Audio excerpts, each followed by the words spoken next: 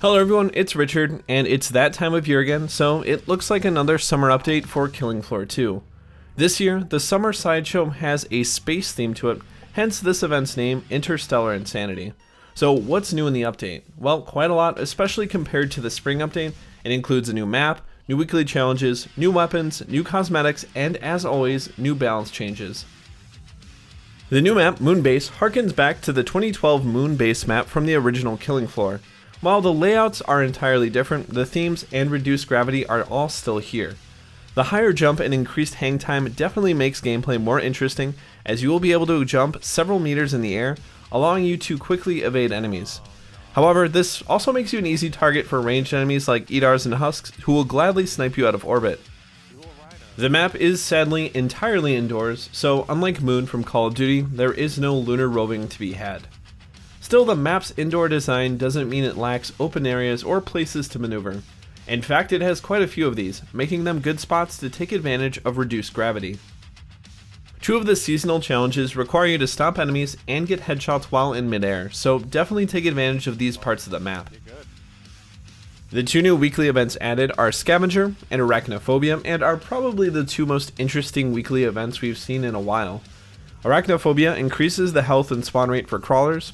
However, Goomba stomping them will splatter them and heal the player. In addition, chaining multiple stomps in a row will give the player a damage boost. The Scavenger Weekly prevents you from purchasing new weapons and ammunition from the trader pod. However, grenades and armor are still available to buy. To balance this out, weapons and ammo drops are much more frequent and more generous, getting progressively better as the match goes on. This means eventually you will start to see tier 4 and 5 weapons spawn on the ground. The random nature of the spawns means that playing Survivalist is for once highly encouraged. The next section is my favorite, but unfortunately we're going to be kind of skipping through this just because I'm going to cover it in a separate video. But there are 4 new weapons added in this update, 2 paid weapons and 2 HRG weapons. Again, I'm going to save the details for another video or videos.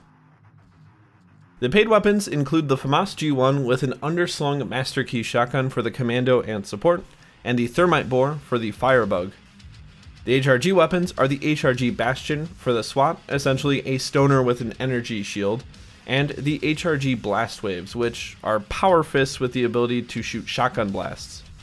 Again, I won't go much into it here, but I will add none of these weapons really feel wrong to me, although the FAMAS does rub me the wrong way considering it only fires in 3-round burst.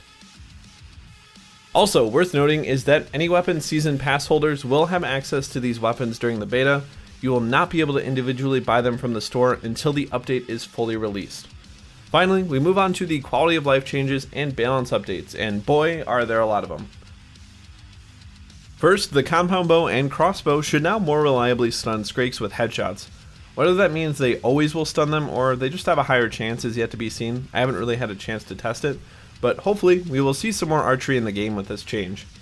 The compound bow in general was also buffed, given more starting, pickup, and maximum ammunition. It also had the damage, radius, and damage falloff buffed for its cryo arrows, making them somewhat effective against groups of weak enemies.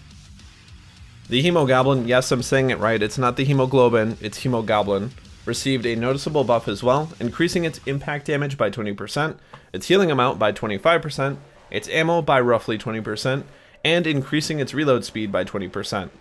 Unfortunately for the Berserker mains, the perk received a pretty heavy nerf this patch.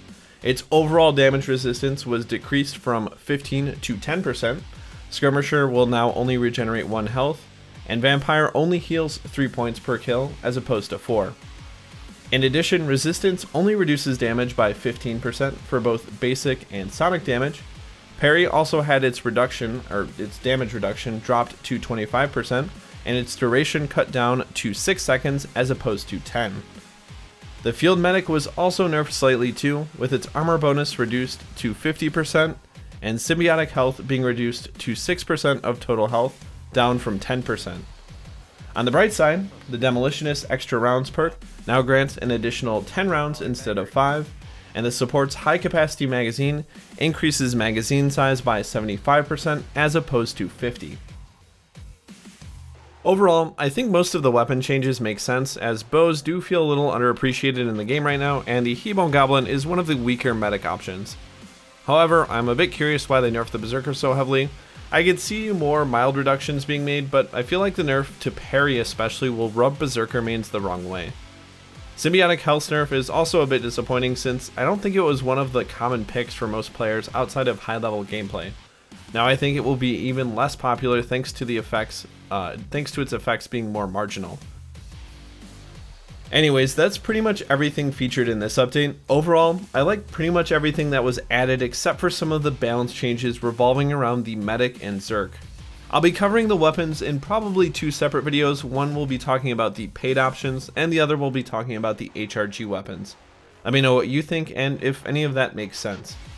Thank you again for watching, as always, and let me know if you have any comments or questions in the comments section below. But until next time, happy hunting.